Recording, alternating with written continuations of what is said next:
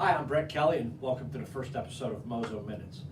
Before we can talk about the sustainable solutions we've designed in the first 25 years, it's important that we go over some bamboo basics.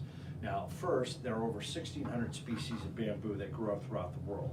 Most of the bamboo that we know here in North America is pretty small in circumference, and all the shoots, if you would, go very close together on the vine. We'd refer to those species as clumpers. Now, there's another set of bamboo species, the giant bamboo, which are runners, and the difference is that instead of growing close together, the nodes grow 3 feet apart, allowing them to grow to much wider circumference and much taller. The Mozo species of bamboo, of which we named the company after, is the most well-known of all the industrial species. The Mozo bamboo can grow up to be over 65 feet tall and up to 8 inches in diameter. It takes about 4 years to come to total maturity, reaching full height and width in its first year and then filling in over the next 4.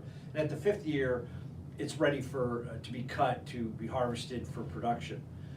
At that point, the bamboo poles will be cut, taken down to different production facilities which produce the strand or the bamboo material, and from there sold and distributed to the different industries making different products.